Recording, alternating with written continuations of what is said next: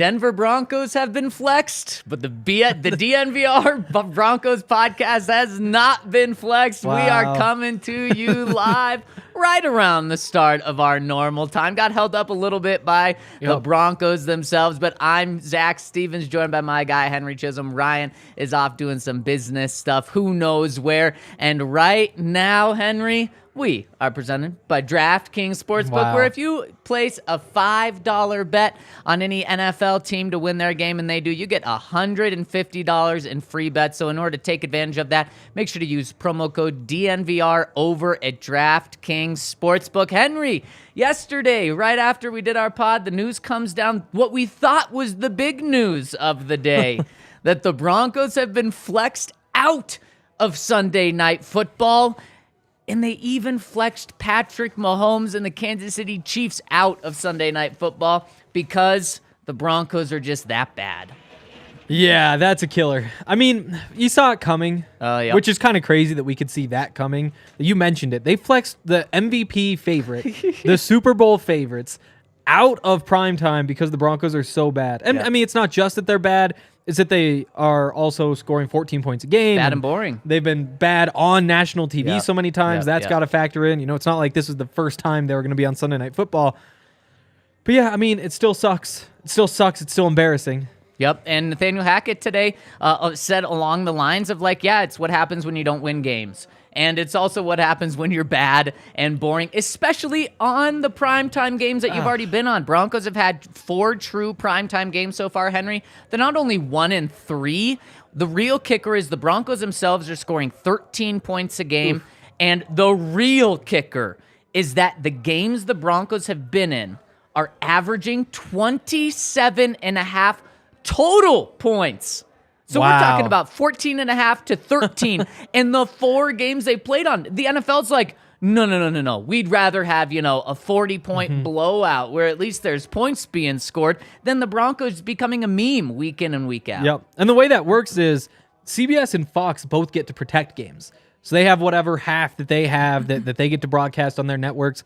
NBC doesn't get to just go pull whatever they want from the rest of the schedule. They took the Chiefs out of primetime, probably without their top 2 choices to do it. Right. And it winds up, it's the Dolphins at the Chargers. I mean, it's a good game. Who isn't going to want to watch it? Yep. They're going to put up a bunch of points. Both teams are, I think, both in the playoffs as of right now. I think the Chargers have a tiebreaker over the Patriots for that last spot. But it's a no-brainer. It's a no-brainer. Man. Because you don't want Russell Wilson there when you could have Tua Tagovailoa, and you could have Justin Herbert. Who would have thought a couple years ago that the Dolphins and Chargers would be replacing the Broncos and Chiefs? Yep. And if I told you that it was the Chiefs with Patrick Mahomes MVP candidate, you'd be like, oh no, don't tell me how bad of a position the Broncos are in. And that's where we're in now. But Henry, we thought that was the news of the day. We did. And then it comes out later, a report from Tom Pelissero. Really, I think, potentially ripping this team apart. And what he said, well, actually, you know what? We have the clip of exactly what Tom Pelissero said. Let's listen to it right now. One of the things that I've consistently heard about it is Nathaniel Hackett, for everything that's gone wrong and everything that people are saying about his job right now, he has not lost that locker room. Russ has lost some people around that team. He has lost some people in that locker room. Can he right the ship here? Uh-oh. So not only do we talk about Nathaniel Hackett, who has not lost the locker room, so that's kind of a softener and showing like, hey, I'm not just throwing everyone under the Broncos or of the Broncos under the bus, but Russell Wilson has started to lose some people on this team. Hank, that is really, really bad. It is bad. It is bad. You wonder what exactly is going on. You know, the way he said it, he's lost some people around the team, lost some people in the locker room. It's Tom Pelissero. You have to trust what he says. Like, it's not coming out of nowhere. No. It's tough to get a read on. I mean, you think it's probably a couple people in the front office don't think that this is going to work out, would be a read there. Mike Florio said last week that the ownership group, they're very tight-knit. You don't get much out of them. Right. I don't think it's the owners That's not my read, but No. you probably say a couple people in the front office. You would guess a couple of defensive players or who he's pointing at. And again, there has to be something there. I'm not ready to full on hit the panic button or anything like that. As we get a comment at the exact same time that says time to blow it up. But I mean, it is something. It's definitely not nothing. Oh, it's absolutely something. And Henry, there's so many different things that this means. And the first thing that I think of, typically, when I think of this, of losing the locker room, typically it's talked about with coaches that are about to lose their job. And it typically, I wouldn't have been surprised if it was, this coach has started to lose the locker room in this city. But no, instead it's Russell Wilson losing the locker room. And as we've talked about and dissected, especially just yesterday, the Denver Broncos cannot just move on from Russell Wilson easily, if at all, after this. So it's not like you can say, okay, well, he started to lose the locker room, move on from him. You can do that with Nathaniel Hackett, but he's not one that's losing the locker room here. So typically, when you use this phrase, losing the locker room, it means that major change is going to happen with the person that has lost the locker room.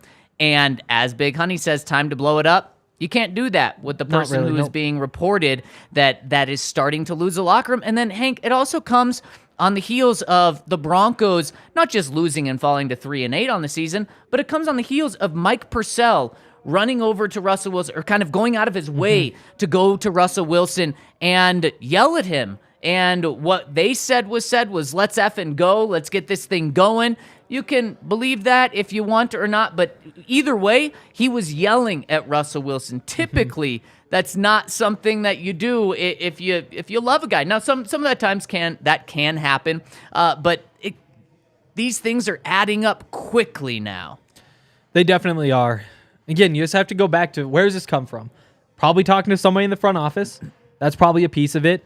In terms of the players stuff, there could be something from agents as well. Yep. And those are kind of the two sources. Is either it's players' agents who are saying this, with the people around the team, though, that has to be through the front office, I feel like. So you make a really good point. And Tom Pelissero, and why this you just cannot let go and just shake off and say, it's just a reporter. Yes, he has not been in the Broncos locker room, but you don't actually hear of these things being in the Broncos locker room all that often, at least. Maybe you get one bit here or there. So I don't discredit him for not being in the locker room for this report. But another thing is Tom Pelissero, one of the most connected reporters, national reporters, one of the most well-respected reporters in the entire country.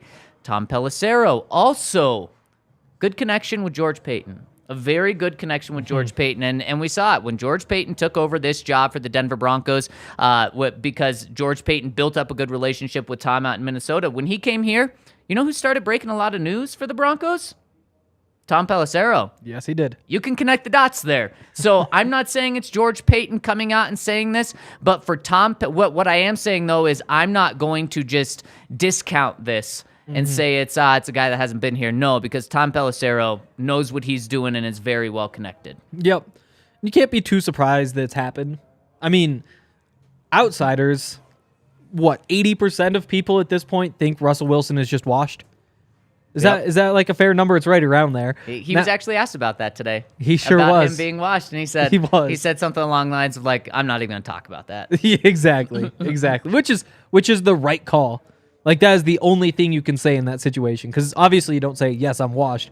And if you say, I'm not washed, that's the headline. Then everybody's tweeting, Russell Wilson, I'm not washed. Right. And then on top of that, what's funny in classic Russell Wilson fashion, because he talks a lot and there's nothing wrong with that. He says, I'm not going to talk about that. And then goes on to say, I'm as in good of shape as I've ever been. I'm as mentally sharp as I've ever been. Yep. The minute the word washed comes out of his mouth, whatever else is in that sentence is now the headline everywhere. Yep, exactly. It's the right call. But yeah, I mean, it's How could there not be a few people? If 80% of the outsiders say, like, yeah, he might just be done, then there's got to at least be one or two people in the locker room who see what's going on and say, I'm not so sure. And again, I'm not sold that Russell Wilson's just done as a quarterback. And I think you have to... I'm not ready to make that decision regardless of what happens after this season. You got to give him another year. Obviously, the Broncos have to give him another year. And I think that's this is just the start. It's just the start. If this continues for the rest of the season, then all of a sudden there might be a few grumpy people. Maybe somebody demands a trade. Who knows? But then next year is where things could really just spiral out of control in my mind. Well, Henry, you say this is just the start, and in one sense, I definitely agree with you. But the report continued, and maybe it's not just the start of this. Kale, if we could get the next clip. Stunned that it's been this bad. And not only that, now you got defensive linemen yelling at him. Melvin Gordon early in the season giving him the eyes on the sideline. I know he's gone, but still that was the first indication that these teammates, at least publicly, and I say publicly because privately we were being told early on, these guys were looking at him side-eye when he was doing all this kinds of goofy stuff all off-season in the training camp, right? Early on in training camp and in the off-season, guys were already looking at him side-eyed. It's not a big surprise because we were kind of being like, oh, okay, you're gonna do this, you better win. Yep. And if you win, it's all going to be okay. But the fact that now this is this is another step in the early on process, but I think this is the potentially the later step in the early on process where now this thing is boiling. Now, is it going to boil over? Or are Russ and the Broncos and Hackett and George Payton going to be able to keep it, keep it below the edge? Because right now that a report like this comes out, it is boiling over. And to me, Henry, this could be the start for everything to fall apart. And this is very concerning. So let's talk about how this can be reversed. How this can be taken care of, how Russ can win over his teammates again, and also, not just that, but now this is being talked about around the country. How can he get everything to just kind of calm down? Nothing's ever going to calm down with Russell Wilson. That's just the nature of Russell Wilson. People are going to talk about him, regardless of whether it's good or bad. He's just the source of a whole bunch of headlines. That's what happens when you're a $250 million superstar quarterback. Really, though, there's two options to stop things from getting worse or from the locker room from fracturing or whatever. But it's pretty simple. You either just got to win or he's got to put up good numbers. If you win, everything goes away. If you put up good numbers, you're probably winning anyway. But then things go away. It's really that simple. I don't think... maybe you could say, you can spend more time with the guys in the locker room and take guys out to dinner and all that. At the end of the day, it comes down to, are you playing good football or not? And if the offense doesn't put up numbers, of course, the defense is going to be frustrated. Yeah, I think there's kind of two routes that Russ can take. Not just Russ, but the Broncos and Russ can take in order to make this better. And I say better because I don't think this is ever going away. I think once this kind of arises, it's never going to go away. And so the two things I look at the Seattle Seahawks. What happened with him and his 10 years in Seattle? Because this isn't the first time we've heard of things like this. We've heard it before the Broncos traded for us. We heard it a couple years ago. And in Seattle, things like this, we're kind of getting to the surface, but they would win. So it would bring it down. So exactly. That's the number one thing. If the Broncos win, everything's going to be better. And especially this sort of drama is just going to go under the surface. And it's going to be okay. And you can keep that under the surface for 5, 6, 7 years. They did it in Seattle for that long. And then stuff started to come up. And then things weren't going well. And then old teammates were piling on. And we saw it a ton with Russ this offseason where former Seahawks teammates were just crushing him for things. And we're just going to continue to see more of that. So win, and with this group, with this team, you're going to be okay. But you're not really going to get away from that this year. No. Broncos, really tough schedule coming up. Maybe win 2 more games this year. Maybe. So you're going to have these storylines and this boiling and this tension throughout the entire offseason. If you start winning next year, you start hot, those things will be calmed down. But it's going to be very interesting to see the route that Russell Wilson takes this offseason. Does he take a step back with some of his social media? Does he take a step back with the Let's Ride and his brands? Because we've already seen him take a step back from the Let's Ride, and someone in the comment section said that doomed him from the get-go. As it turns out, yeah, it really did. If the Broncos were winning, though, Henry, he'd be saying, let's ride after every game. He'd be saying, let's ride after every single press conference.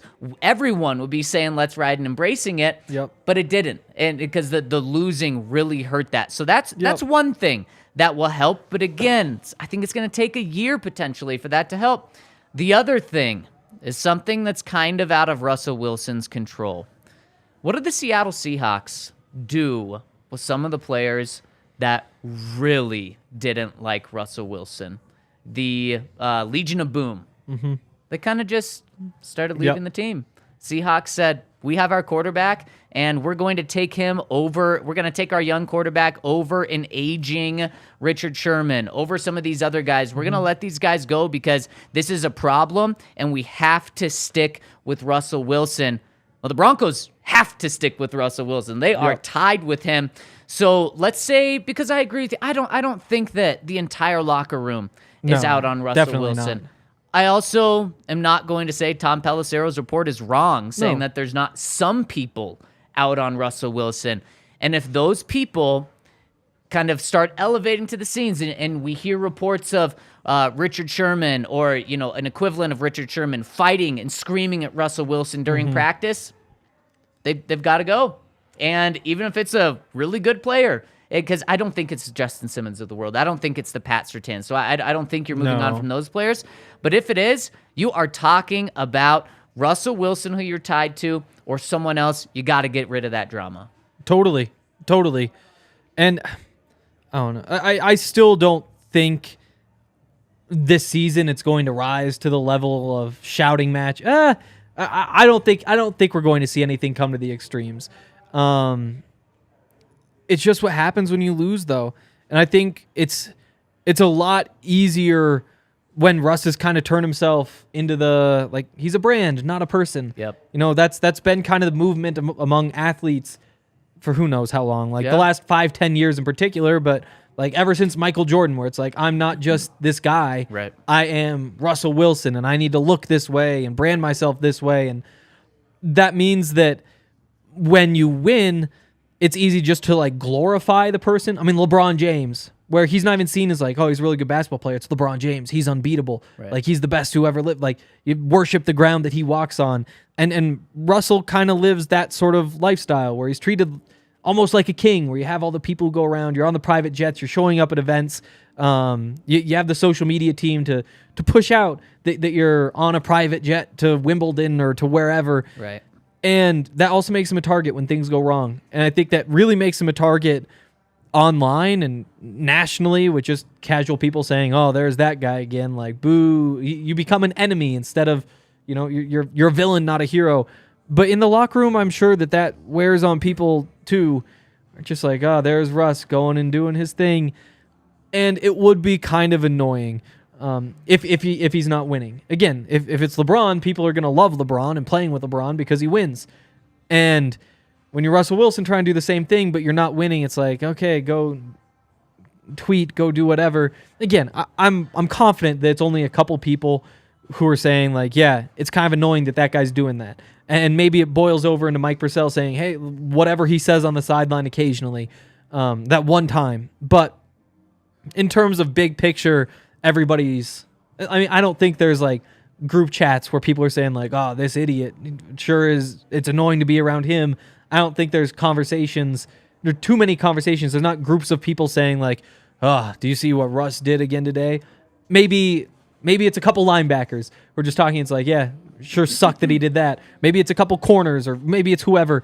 But I don't think that it's some big widespread thing, at least at this point. You better hope not, because if it is in year one, that is a disaster. Russell Wilson responded to all of this today, and let's hear that after we tell you about a few ways to help your own health. And the first one, check out our friends over at Athletic Greens. It's a great way to start your day. Take a scoop, put it in water, 8 ounces, stir it up, has a nice little lemon taste to it, and you are getting probiotics, vitamins, minerals, antigens, so many good things that help your body, especially start the day. It's a great way to get your day kicked off. It'll give you more energy, get you better gut health. It'll optimize your immune system. Instead of taking pills and vitamins, you get all of that with the Athletic Greens scoop, and it's cheaper than your daily cup of coffee, so it's affordable as well. And if you use the code DNVR, or I'm sorry, if you go to athleticgreens.com/Broncos, you're going to get 5 free travel packs on top of a year's supply of immune-supporting vitamins. So check them out over at athleticgreens.com/Broncos, where over 7,000 people have given them a 5-star review. So check them out, athleticgreens.com/Broncos. Yep. And also get on over to Chiba Hut. We have Chiba Hut at the tailgate. I tried it for the first time. It's really good. They're really, really good sandwiches. I don't know. I had gone into it thinking, it's a sandwich. Like you put some meat on it, there's some vegetables, it's whatever. It really is good though. And I'm not really sure why. I'm not an expert on that sort of thing, but I can say it has my stamp of approval. And it's a local business, so you can feel good supporting them. They've been around since 1998. You've got the different desserts. They've got all the beers and the cocktails and all of that sort of stuff on top of the sandwiches. Not literally on top of them. That'd be kind of gross. But if you want to stay in the loop, head over to chibahut.colorado. Again, that's CHEBA Hut.Colorado on Instagram, and you can see what's up there. And check us out as well over at thednvr.com. Become a diehard, where you're going to get exclusive discounts. You're going to get exclusive merchandise. You're going to get discounts to every single thing. You even mentioned the tailgates. You're going to get a discount to the tailgate. Exclusive merch, which we've got coming out soon. You get it all by being a diehard. In fact, you even get the opportunity to leave your comment on this podcast, which we make sure to read in the third segment of the pod. So make sure to check us out, and also check out the DNVR Bar. We've got great deals going on. Those diehards get 15% off with their when they come to the bar. So check us out, and then also check us out and check out our work over at thednvr.com. Henry and I have each already posted a piece today. And also want to give a shout out to everyone tuning in live on YouTube. If you are, please hit us with a thumbs up, subscribe, turn on alerts so you know when we're going live. Tomorrow, likely going to be a different time, so make sure to hit that subscribe and alert. And then also we really appreciate the thumbs up as well. And if you're listening on iTunes, Spotify, any podcast form, hit us with a 5-star review. We would really appreciate it. Thank you all so much. All right, I said Russell responded. Let's hear his response to all of this drama reports today. Russ, you talk about the locker room. The NFL Network reported yesterday that you've lost some players in the locker room. How would you respond to that, and have you noticed that at all? No, I mean, I think that, first of all, everybody wants to win. We all want to win, and nobody wants to win, more than me and this team and what we want to be able to do. I think also as well, I got great relationships in that locker room. So whoever's trying to tear it down, you can't. I think that the best thing about it is that it's been an amazing journey coming here, moving here, being here. Guys like Cortland Sutton, guys like Justin Simmons, guys like Dalton Reisner, watching a guy like DJ Jones. I used to play against, several times a year. A tremendous football player. Different guys. Kendall Hinton, how he's stepped up and stepped in as a friend, and so much more. Jerry Jeudy, KJ Hamler, all these guys. I can go down the list. Sabi, guys up front. This is a great team. And we got great players. I'm honored to be here. I'm honored to play with this team and these guys. And so, there's always noise, especially when things aren't going the way that you want it to all the time. And so the thing is that you don't bat an eye. That my biggest goal every day is to continue to try to lead at the highest level, and to be consistent every day with my approach, and to never change and not let the highs of life change you, and not let the lows. Just be consistent with your approach, and knowing that I love these guys every day, man, and who they are, what they're about, and how they impact this community and what they've done. It's a blessing to be on this team, and I'm honored to be a part of this.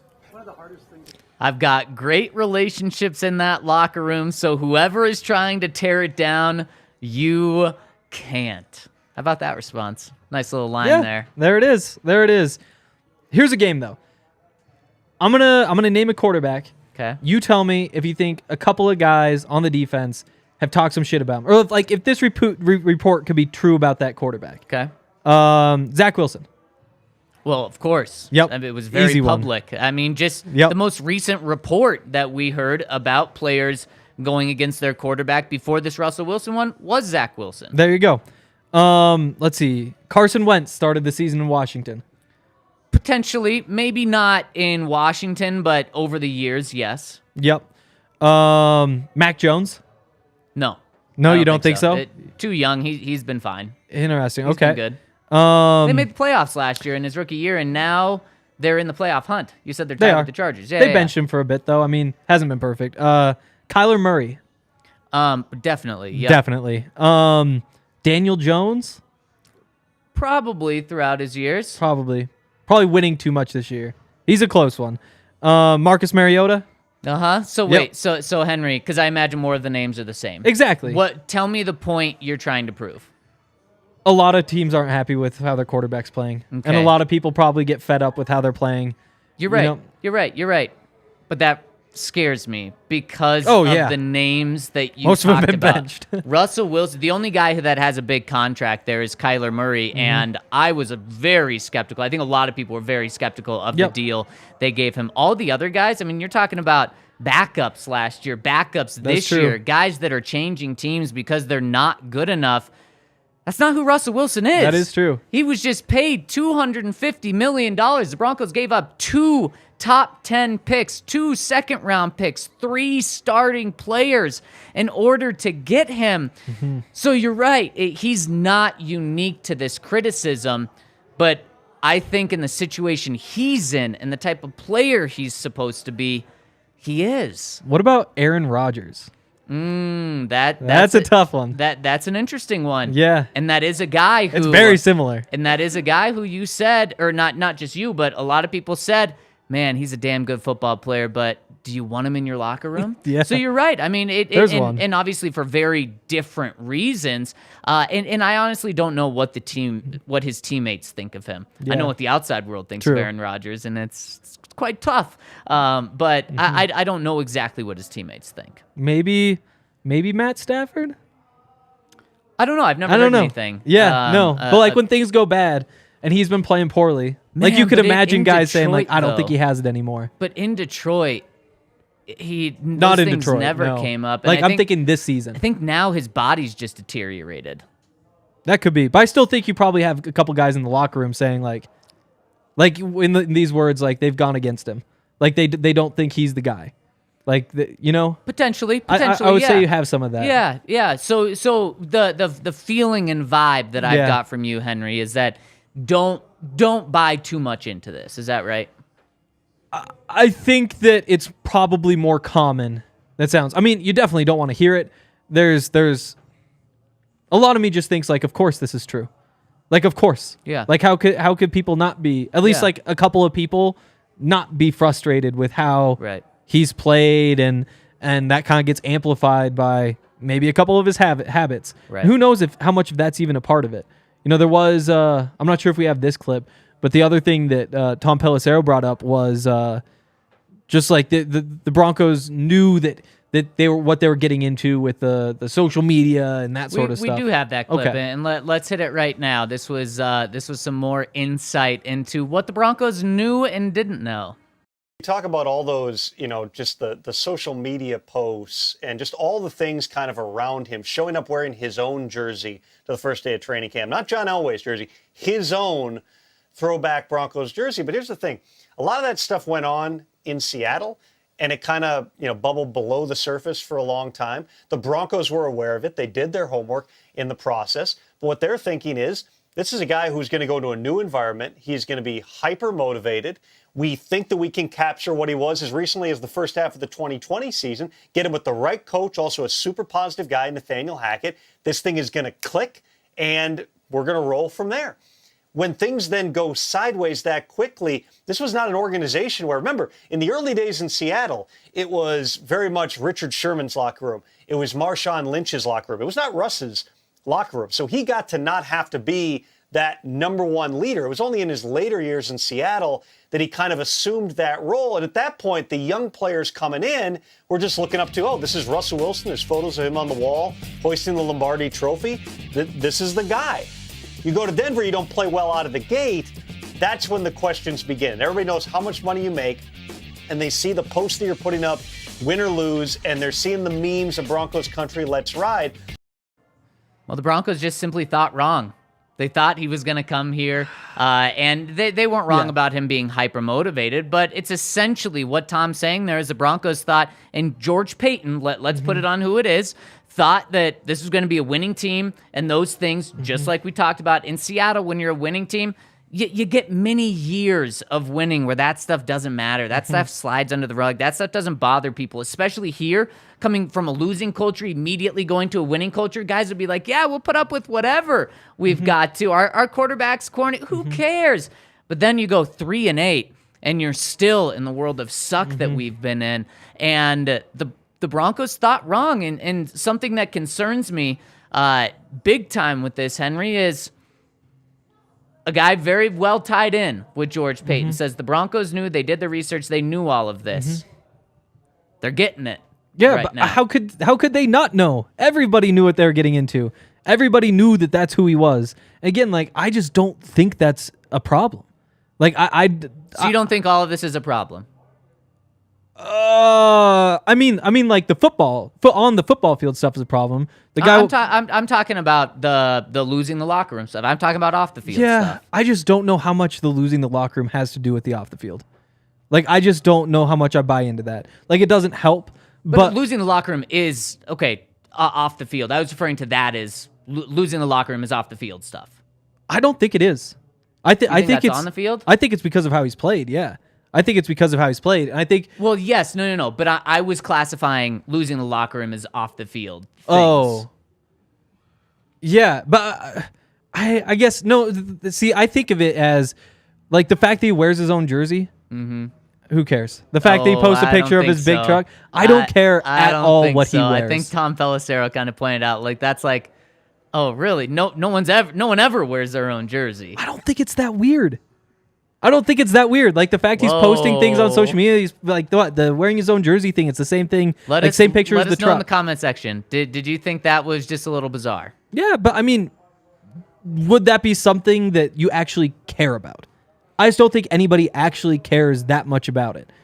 I think it's those things that just keep getting stacked up and stacked up and stacked up for 4 months, plus a losing environment surrounding it. Yeah, I mean, but like in terms of social media stuff, like I don't think that would make you lose the locker room. You know, I don't think anybody in the locker room is like, oh, there's a video of Russ in his suit again. And I mean, it just doesn't feel like that would be all that relevant. I mean, if you're talking about reasons why Russ might have lost the locker room, why people maybe don't want to show up to the Tuesday State of the Union stuff, if that's like maybe how you quantify it, it'd be because he's on pace to throw what, like 13 touchdowns this year? Like, It'd be like that has a million times more meaning than what he posts or, you know, the Bible quotes or anything like that. In my mind, it's certainly both of those things tied into each other. You think so? I think so. Yeah, I think the off the field stuff. But definitely, like I said, if you win and you play well, those things go under the rug. Definitely. So yeah, the winning and Russ not playing well is certainly the driving factor for this. But Henry, the more we talk about this, the more I get from you that him losing the locker room in this report, if it's true, and fair to say that if it's true, isn't that big of a deal. Is that fair? It depends on like just the spectrum of what you're, compared to Russ being bad at football this season, it hardly matters at all. Like the big concern is that he is struggling. In terms of like, does it matter just at all? Yeah, it matters. Yeah, like you want guys to have his back. And again, for the most part, a couple of guys, 4 of 53, 4 of 52, I guess. You don't count him. We don't know. No, we don't. But there's like a guess. It could be 2. It could be half. Yeah. I think at that point you've lost the locker room. But like Tom Pelissero said he's lost some people. Some people, yeah. Yep. I think you would say he's lost the locker room if it was half. But yeah, I think it's not like he's walking around printing out Bible quotes and handing them out to everybody in their locker every day. It's not like he's like going out of his way and really bothering people. So you're saying not a big deal in the grand scheme of things. I mean, it's kind of a big deal, like, but it's just tied to him not playing well. If he has played better, it'd go away. But no. But how big of a deal is it right now? This report. Small. Okay, Small. I think it's significant because we talk about leadership so much, and where does leadership come from? Typically, comes from two places: your head coach and your quarterback. Where does the identity of your team come from? It comes from either your head coach or your quarterback. True. And the Broncos have so desperately just wanted and needed that quarterback, and they got him in Russ. And if he's losing the locker room, that means he's losing his leadership. Again, to what extent, I'm not sure, but just the fact that this is coming out in week 13 of his first season does concern me. It does concern me. Yeah, but again, like, it'll all be right back if they win, and it's probably too late to totally save it this season unless you win out or go 5-1 or something like that. But I don't look at this as something that says like, oh yeah, it's all over for Russ. Like it is directly correlated just with winning games. And if he loses more games and doesn't put up numbers, it'll keep getting worse. If he starts winning games and puts up good numbers, it'll get better.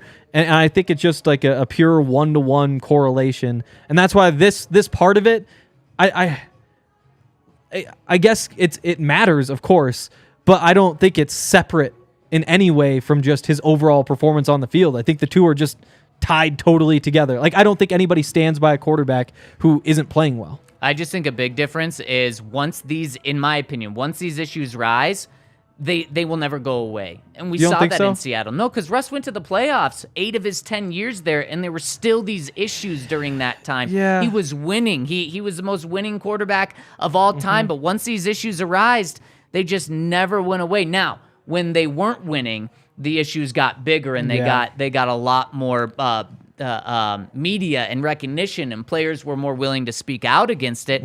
But I just thought, Henry, I honestly thought it was going to be 3 to 5 years until any of this started coming out. And then as long as they won, it was going to be manageable. So that's what scares me. And it's okay that we're on different terms with this. And the winning will certainly help. But very interesting. I mean, Justin Simmons was asked about it. Nathaniel Hackett was asked about it. You can go read my story over at thednvr.com. And if you think that this is going to impact this Sunday's game in a good way or a bad way, go check out DraftKings Sportsbook, where you can get in on this. Line yesterday, last time I checked, was 8.5. Broncos were underdogs by over plus 300 in order to pick them to win. If you think this is the rallying cry that this group needed, and they're all going to rally around Russ and show that they're in it for Russ, and they're going to win this game, you can get some great odds over at DraftKings Sportsbook. And speaking of great odds, you can bet $5 on any NFL team to win this weekend. And if they do, $150 free in your account, just like that. You can use that free money right away on anything to help get your account started. That's for new customers over at DraftKings Sportsbook. So head to the App Store now, download the top-rated DraftKings Sportsbook app now, and use promo code DNVR when you sign up in order to get $150 in free bets by placing a $5 bet on any NFL team to win. That's promo code DNVR over at DraftKings Sportsbook, and make sure to see our show notes for details. Yep. And if you don't get insurance through maybe your job or through your parents or wherever, get on over to Denver Health Medical. It's a great solution for people in Denver who need health insurance but just don't have, a natural place to get it. They offer plans that are less expensive than any other on the marketplace, which makes them a very cost-effective option. They also come with vision and dental at no extra cost. They have mental health perks in there as well that come as part of your regular copay. And they have 10 locations around Denver, including their primary hospital, which is right here in town as well. You can call direct at 303-602-4912 to sign up, or you can go online to denverhealthmedicalplan.org. The current window right now runs from November 1st to January 15th. If you sign up by December 15th, your coverage will begin on January 1st. Call today, 303-602-4912, or visit denverhealthmedicalplan.org. Boom, there we go. And let's hop into the comment section, talk to the people. And first, over at thednvr.com's coming in from Cosmo Kelly says, remember when I suggested Russ isn't who we thought he was, and he was showing signs of being washed? And Mace laughed me off the pod and refused to entertain my comment. I hate to be right because I am a Broncos fan through and through, but maybe I deserve an apology, LOL. Yeah, I mean, certainly looks like you were right now in terms of especially, and unfortunately, the on-field stuff. So far, now, of course, there's more blame to go around than just Russ, but I can't look at what Russ has done in these first 10 games that he's played and say that I don't see signs of decline. Totally. I mean, totally. You see the second part of the comment. Also, everyone wants to poop on Jerry, but it's clear that he's our best player. The team is better with him. I don't know about best. Best? It's Pat. Offensive player? Best Healthy? offensive player that's healthy, yep. I mean, I he's think he's so. in the conversation. I feel like there's like 5 guys right there that you could be like, yeah, sure. I would take Jerry as the best offensive player when healthy right now. Now, with Jerry Jeudy's story now is you do have to say when healthy because he has been banged up in his first 3 seasons. And that's still assuming like Javonte isn't healthy and stuff like right that. Now, Javonte's not healthy. Totally. Yeah, exactly. I guess a guy that could play today. I saw Garrett Bowles out the facility today. He's wearing a boot and in crutches, so obviously that's a guy that you couldn't pick there. That is also true. All right, next one coming in from Peyton Manning. YT says, I wouldn't even mind your ludicrous plan to trade Russ and go 0-17 next year with Caleb Williams and 5-ish second-round picks Peyton can draft. You can fire him after that if you so please. At the very least, it will give a reason to why the Broncos are terrible when the other doctors in my hospital say, Broncos Country, let's cry. Oh. Omaha and cheers. Man, that's sad. That is really sad. Again, though, like, there's no way it happens. There's just no way. Like, it's a terrible plan. It's just a bad idea. But it's so easy to sit here and say, like, yeah, if you could just take one bad year and then reset with Caleb Williams and all that cap space, like, it just sounds so appealing compared to where the Broncos are right now. And also just the unknown of a rookie quarterback, especially a top rookie quarterback, is always just so enticing. Oh, yeah. He could turn out like Baker Mayfield. He could also turn out He's better than be a Baker. true success. He's better than Baker. I agree. But, I mean, I'm just talking. He could be a number 1 pick that doesn't truly live up to it. True. Bronco Sensei says, watching these games makes my eyes bleed. Carson Wentz hasn't played since week 6 and still has more touchdown passes than Russ. I get laughed at by Jets fans on a daily basis. All that being said, I will be flying in for the Chiefs game and look forward to seeing the bar and getting to take part in the tailgate. May all our eyes bleed together as misery loves company. Broncos Country, let's cry. Hank, back to back, let's cries. That's tough. That is tough. One win would go such a long way. Like, wouldn't it be nice just to have, like, this, again, this is not a prediction, but if the Broncos just go out and it's 35-10, they beat the Ravens, we just get to have 1 week of like, maybe it isn't all that bad. It would help. It would go such a long way. Especially a good win like that. Exactly. You know, if they beat the Rams and they're without Matthew Stafford, it's like, okay, well, that's a win. If they beat the Chiefs, if they beat the Ravens on the road, 8.5-point dogs, then it's like, okay, that's kind of a rallying cry. And then we could see some of these issues temporarily go away at least. Just one day where we could talk about, like, did the Broncos just find the game plan for next year? Did they finally figure out how to make Russ work? Yep. Wouldn't that be nice? It would be. We'll see. David says, this is the right plan. You guys kept mentioning that the Broncos would field half a legit NFL roster with 40% of the cap going toward Russ. Who wouldn't be on the team? But with how much salary they have on IR right now, they really aren't that far off from $80 million of salary not playing right now. And they've still been competitive. Obviously, we wouldn't be great next year, but I think y'all are overstating how awful we'd be. I'm in favor of plan, trade Russ, and tank for Caleb. Yeah. I mean, you could look at just like the list of players you get back. You know, you would have Javonte. Well, actually, we'd put him on injured reserve. Yep. You would have Tim Patrick. You wouldn't have Garrett Bowles. Who else is big that they lost? And that's kind of the thing that I was Darby's thinking gone. of is you had a lot of these players for a couple of games. Remember, the Broncos started 2-1. Yep. They had a lot of these players that they've lost to IR in those first 3 games. Yep. You take all of those guys away for the first 3 games, Hank, they very well could be 0-3. I mean, they squeaked by the Texans. Who was week 3? They literally beat the 49ers by 1 point. They could be 0-3, and we're talking about a 1-win team. So I don't think we're overstating just how far off they would be. I agree. I definitely agree. Especially, like, we're talking about bringing Brett Rippon, where it's like, sure, Russ hasn't been great. You're downgrading at quarterback, though. Yeah. There's nobody arguing that. And I think just across the roster, I mean, they'd be bad. As Mace pointed out today, Drake May, not the end of the world if you wind up number 2. Number 2, yep, there you go. Coach Tobin says, my boys, I want to give you big kudos to you guys. You have covered the team through these miserable years, put up with clown commenters like me, and all the while produce great fun content. It's why we keep coming back for more. You are the best. Oh, that means so much. Thank you, Coach Tobin. Says, what if we ran it back with everything we have now? Take a good look at the roster and spend a ton, and I mean a ton, on the offensive side. Let Draymond go and the other pieces and spend that money on the offense. I'd rather have a quality tackle and center than give my defensive tackle $20 million plus. Also, get a true fullback in this offense. I'm going to keep pushing back on the true fullback thing. Andrew Beck at this point is a fullback. He was playing fullback in college even. Yeah. That guy's a fullback. I mean, I agree with you. Okay, do you? Yes. I know it's like one of those things where it's because they listed him as a tight end and still do that. This is what happens when you do that. He's playing fullback more than tight end. Has he? Yeah, he's hardly played any tight end. They'll line him up out there occasionally, but but he's not, a fullback, but not much. If you want to say get a better fullback, then there you go. There's your case. Sure. And coach, you say let's run it back with what we have now.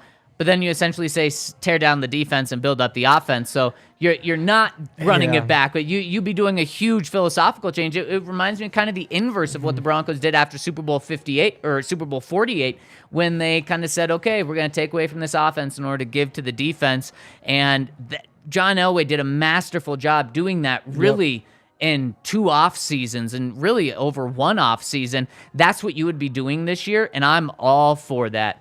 If you want to compete year in and year out, you have to have the offense. You can win occasionally on defense, but to be consistent, you got to win on offense. And so I'm all for really tearing down the defense as much as you can in order to give it to the offense. Yep. And there's a couple ways to do that. Right now you look at there's $13 million in salary cap for next year. You also have guys like Draymond and a whole list of others, Dalton Reisner, who need new contracts if you want to keep him. You can save $10 million moving on from Ronald Darby. There's a couple things like that. For the most part, if you want to save money, it's, you cut Garrett Bowles. Right. You cut Graham Glasgow, which, again, you could still upgrade if you wanted to do those things, but there isn't a lot of way to take away defense unless you're talking about, like, restructuring contracts and working along the edges. Trading Justin Simmons. That's on there. $8 million right there if you did it. $8 million plus a second-round pick, potentially, especially if you're not desperate in order to get rid of him. Yep. So things like that will be up for consideration, potentially. Nathaniel, I've got to get better. Hackett says, did it feel like they were trying to get Russ's 300th touchdown pass on their lone scoring drive this past week, or was it just me? Are we concerned about Brandon McMahon? It seems like he's about to fall off a cliff. Also, RK's hangover cure has to be Pedialyte packs before you go to sleep that night. Nope. Always been my savior. P.S. Formerly Orange is the new sack. Well, what's up, Orange is the new sack? Did it feel like they were trying to force Russ to get his 300th touchdown pass? I don't think so. I didn't feel like that either. No. There were a lot of passes, but it makes sense. That was one of the most miserable touchdown drives I've ever seen. Because there's always a little bit of joy in a touchdown drive, and the joy that we got from that was Brandon Johnson getting his first one. But I mean, oh my God, did it feel like they did not deserve that? Totally. Yeah, no, that was rough. It was very rough. It was rough. B-Mac falling off a cliff, or about to fall off a cliff. I kind of think he's right there. Yeah. I mean, we're talking about needing money to fix the offense. That's it's not a lot of money. I think you save $2 million, $4 million, $2 million. Yeah. I mean, it's not a lot. There's no reason not to do it. Yep. I mean, he just hasn't been good enough. Yeah. It's simple as that. I completely agree. Next one coming in from our friend Broncos Only says, this podcast made me laugh so hard listening to a befuddled RK lament how we are now discussing how to get rid of Wilson in November after partying when he arrived in March. This team sucks, and when you suck, it helps if you can laugh at yourself. Exactly. We laugh so we don't cry, right, Henry? Sure Says, do. seeing and listening to Hackett and Wilson week after week saying we're going to look at everything, blah, blah, blah, gets so frustrating. It's time for them to just fess up that they suck. I'm serious. It would be great for Hackett to just say, well, the problem is I suck and I don't know what I'm doing, but I'll never quit because I'm a fighter. Broncos country, let's laugh. Oh, okay. There we go. That's a And little he better. even got you laughing in that comment, Henry. I mean, that's not going to happen. I suck and I don't know what I'm doing. Yeah, that's not going to happen. I mean, he's not saying the I suck part, but this week he's saying it starts with me. Oh, yeah. We're not doing well, and it starts with me. That's Yep. as close to a coach falling on the sword time and Yes. time again that you're going to get. I mean, I Yep. do give credit Totally. to Nathaniel Hackett, and personally, I feel bad for him when he's up on the podium, especially like Mondays after a game, and he's just getting peppered, and literally every answer he's saying, yep, that's bad, and it starts with me.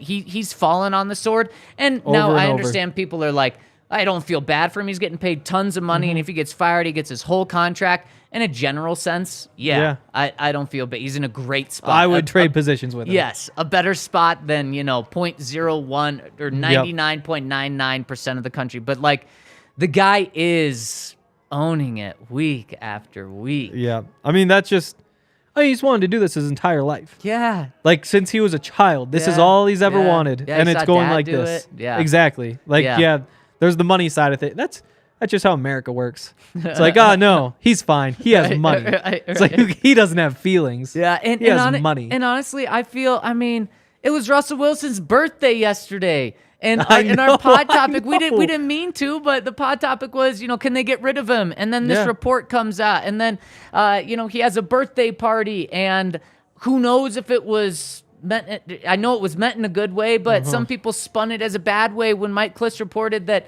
he had a birthday party and half of his teammates showed up, and Yeah. Mike is reporting in it on a way of, it's great. Half his teammates showed up. That's a lot of people. And then the other people are like, even like you have national networks writing like only half of Russell Wilson's teammates showed up. I mean, I feel I know. the guy is trying, and that's what Oh, yeah. sucks. And now it's sports, so the end result is what matters. Yeah. But like, when talking about this, I'm like, damn, these are good guys. I Yes. feel bad for him. Russ spent his birthday yesterday at the hospital visiting patients. Yeah. That's why everyone wants them to succeed. Not only because Yes. it's good for the Broncos, but they're good guys. And just so far, it's been anything but. Exactly. Like, you feel bad for Russ, too. Like, Yeah. you feel horrible for Russ. Again, you would trade places with Russ for sure. Yeah. But, again, like, you feel bad for him. That's just so tough to go through. Yeah. Again, like, it was a nice, happy story today when he talked about the birthday. Yeah. It's like, yeah, Sierra told me she was just going to have, like, a little family dinner. Showed up, and it's a big surprise party, and all the guys are there with, like, their girlfriends and all that. Like, that's not somebody who's lost the team, Like, are there a couple guys who are upset? Are there a couple guys who think he's washed? I mean, everybody thinks he's washed. Everybody. It's just the only conclusion you can draw right now. But you feel bad for him. You Yeah. feel bad for him. Yeah. Also, you would trade places with him in a You heartbeat. definitely would. Next one from Chahuha says, after watching Caleb Williams tape, I can't get the trade Russ and Tank out of my mind. For decades, we have been bad, but not bad enough to get the top quarterback on the board. If the Jets would be willing to entertain a trade, would it be feasible to swap Russ for Zach Wilson? He sucks about as much as the rest of the season, but would reset for both quarterbacks and a much more upside option than Rippin. His chapter with the Jets seems over. Thoughts?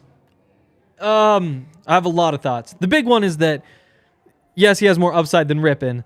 If the idea is to do this as part of the plan to tank for Caleb Williams, you're not too worried about upside. No. I also Your upside is Caleb Williams. exactly. You don't want to wind up with 4 wins, But I don't believe in Zach Wilson. He seems to have a bad attitude. Again, that I don't like saying that when I've watched him play like 3 games, and a lot Yeah. is just like reading what other people say. Yeah. But it does seem like there's just some bad vibes there. Like there's the stuff where the other quarterback is on the sideline and he's going over the tape, the clips during the game with Flacco and Streveler, who's on the practice squad, and the quarterback's coach. Meanwhile, Zach Wilson's just on the other side of the field, not paying attention. It's like, just get in there. Like, so I don't know. He's talented. Maybe he figures it out. I'm not interested. No, I'm definitely not interested in Zach Wilson. I also don't think that the Jets would do this. And the reason is they don't want to go from one Zach Wilson to another, which is the way that Russ is playing a little bit this year, and have a huge financial upgrade that they'd have to pay Russ. Now, it wouldn't be the $80 million, but it'd still be $20 million, $25 million. Totally. I don't think that's the way that they would want to go, but I think it's a fun question.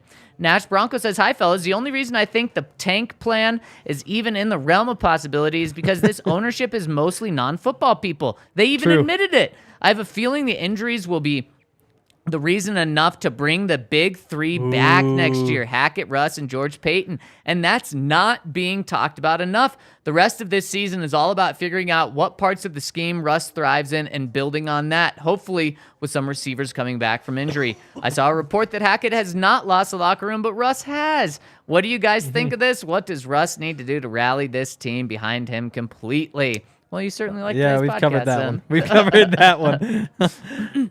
That's what she says, thanks for the fun pod yesterday. You guys are the only bright spot in my football fandom. It's sad that daydreaming about what the Broncos can do and the future is more fun than what's going on mid-season.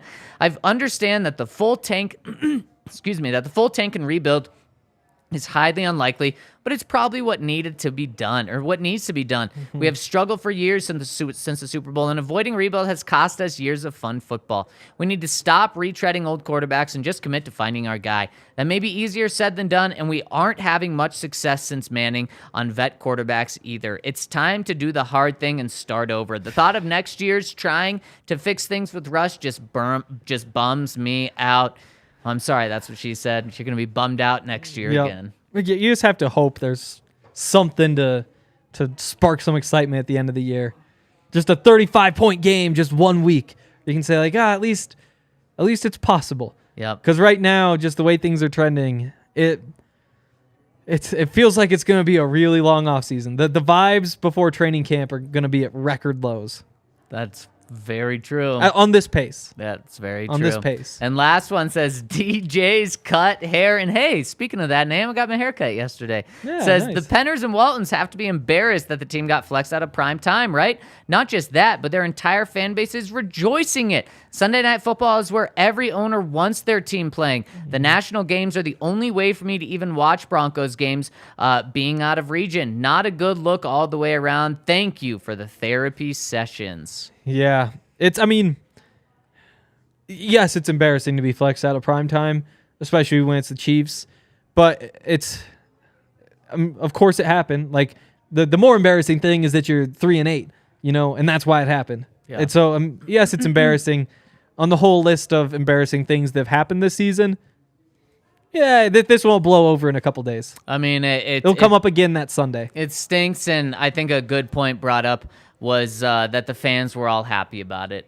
Typically season ticket holders probably want to go to a Sunday night game. Or at least sell their tickets to it. Right, and people want, because tickets are a lot more expensive for those, or want to spend their Sunday night watching the Broncos, looking all day for Sunday night, looking forward to it all day for that game. And now people are like, good, we don't want to be humiliated because the internet has just killed the Broncos on primetime games so far. Just got a comment, one would be fool's gold. I would kill for fool's gold right now. Give me a week of fool's gold. I'd love it. And I mean, it is a good point. When you were saying that, Henry, before that comment came in, I was thinking, that could be a Vic Fangio false positive right there. It could be. Give me a false positive though. We need something. And here's the reason why that would be okay, whereas in a false positive when you have Drew Lock and trying to decide whether to commit to him for the future or not, is you're already committed to Russ. So a false positive doesn't change your plans with Russ moving forward. And let's say they were going to take this all down in the offseason. They're not going to not do that because of one 35-point game.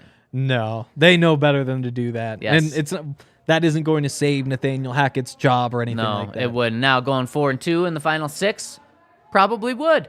But going 2-4, they've already made up their mind. If they're going to fire him, they're going to do it at 2-4. with a 35-point game in there or without a 35-point game Yep. in there. And let's hit our super chat coming in from our guy Jose. Says Bears and Falcons are eating 80+ million in dead money in 2022. Bears even have Whitehair and Jackson, who are comparable salaries to Bowles and Simmons. It can be done. Also, sacks left with Chubb. That is true. Turns out Bradley Chubb is an impactful defensive player. Turns out Evero was right when he got on the podium after trading Chubb, and we're like, so what are you going to miss about him? And he says, everything. Exactly. It's run stuffing, rushing the passer, off-field stuff. It's like, yeah, okay, I guess your defensive coordinator does know something. But yeah, I guess I just hope with the Broncos, they're not in a situation where the Raiders were after they traded Khalil Mack, where in a year we're having the general manager come out and say, like, man, we need a pass rusher because Exactly. be tough. You just traded your guy. That is true. And on the cap space, the dead cap thing, yes, those teams have massive dead cap, and it's like $80 million. Russell, you trade him, it's $82 million. You also have to factor in, Justin Simmons, you trade him, it opens up $8 million. That's another $10 million in dead cap, though. Right. So that the total dead cap number is 80. Then all of a sudden it's 90. And then you have Garrett Bowles, and then it's 100. Yep. And then you have all these other guys we talked about. Yep. It just keeps going up and up. And they just have the natural, we signed these 3 veteran linemen who just didn't quite make the cut, so we had to cut them in training camp. Right. Another $1 million in dead cap each. Right. So that just pumps it up too. So you're right. Like having 80 million is feasible, and teams do Yes. have it. But the Broncos will be over way more than 80. They much more. Yeah. Much more. But again, I mean, it's not going to happen. You'd have to be insane to do it, insane to think that anybody would do it. It sounds nice. It sounds really nice. Oh, man. And speaking of that, happy birthday, Russ. A belated happy birthday. I'm pulling for him. Yeah, I think everyone, that's what everyone in Broncos Yeah. country should be pulling for. Yep. We just haven't seen enough life, and we hope to see that soon. And there's a game this Sunday, and Henry and I are going to be breaking Yes. it down starting tomorrow. We're going to give you all that you need to know, give our final predictions, so make sure to stay tuned. If you're on YouTube, hit us with a thumbs up on the way out. If you're listening on Spotify, iTunes, anywhere for podcasts, we really appreciate it. Hit us with a 5-star review. Thank you all so much for rocking and rolling with us today. We will be back with you tomorrow, and watch out, we may be flexed, so stay tuned. We'll see you guys. Have a great night.